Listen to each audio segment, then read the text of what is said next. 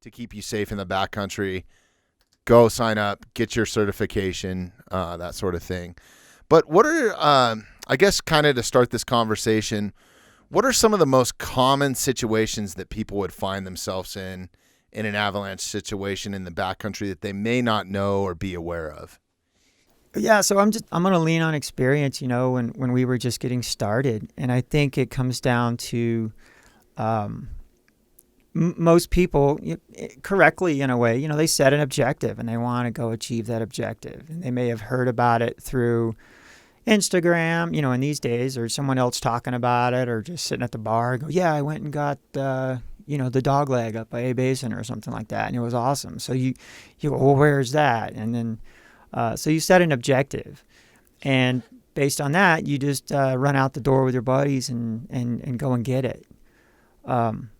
And in that regard, that's where we kind of stumbled into our problems, when we were coming up through our experiences, and that is that we started at point A, which was the car, and then we went up to go get point B, which was the objective, and didn't think too much about what was between those 2 points.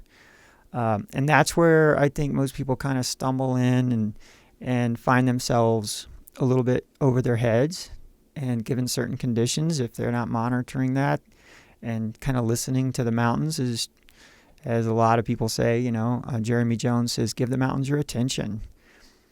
If you're not doing that, then you're going to miss some key information, and that's where you're going to stumble into some trouble. Sure. Who's most at risk? I mean, obviously it's going to be your skiers, snowboarders, snowshoers, that sort of, those winter sports people.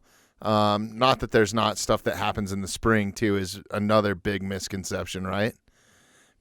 Yeah, spring, things shift gears in the spring when the temperature starts warming up. The storm cycles are a bit different, so a little bit different treatment method and risk hazard assessment method for the spring than there is the winter. But still some hazard to concern yourself with and look for avoiding.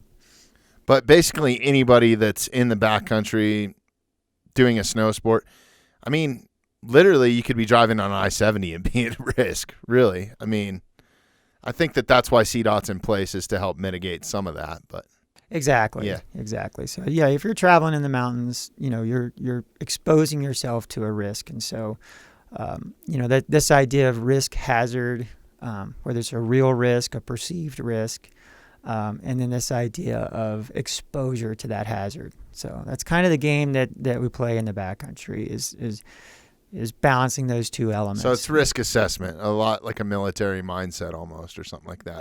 Kind of, yeah. It's like you take the architecture of a lot of these operational approaches, and that's what recreational avalanche education's done, is taken this operational framework and scaled it to a recreational application to help recreationists get out there, have some fun, achieve their goals and reach their objectives, but do it in a more calculated way, certainly way more calculated than we were doing it in the late 90s and early 2000s.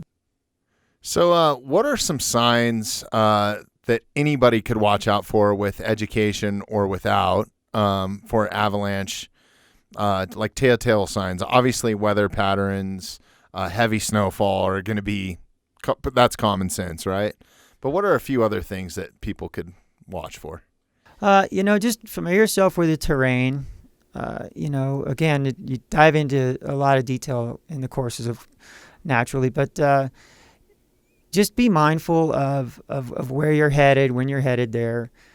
Definitely check in with the Avalanche Center. We're very fortunate here in the state of Colorado to have the CAIC and the Friends of CAIC that helps fund that agency. They have many forecasters in the field, still trying to cover an enormous amount of terrain. But checking that advisory and getting to know how that advisory works, understanding their messaging tools, that's a big part of what we teach in the courses. Understanding those messaging tools, how they work, and how to translate that into reality, kind of what we call ground truthing when you're in the field. Sure. Can we touch on that a little bit? Anna, if you could pull up their website, I think. Yeah, absolutely. And so they use the North American Avalanche Danger Scale. And it's a color-coded scale. There's number ratings, so you may hear someone say moderate or level 2 or it's yellow today. But we encourage everyone that the most necessary part to following that piece right there is those colors and those ratings are associated with a specific avalanche problem. And different avalanche problems have different characteristics, and they're formed in different ways depending on the weather patterns, etc.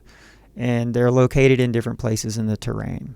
And so just going on these colors alone has been a kind of a messaging challenge, I believe, and sort of the educational and advisory realm.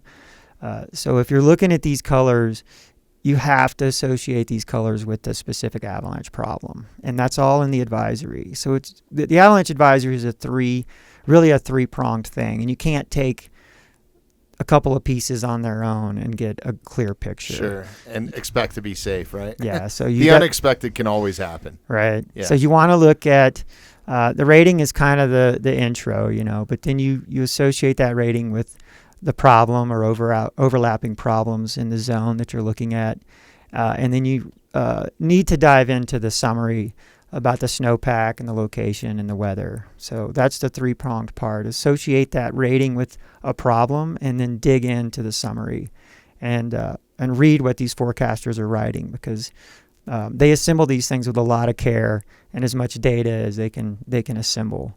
So that's the key piece of the message, is that three-pronged approach.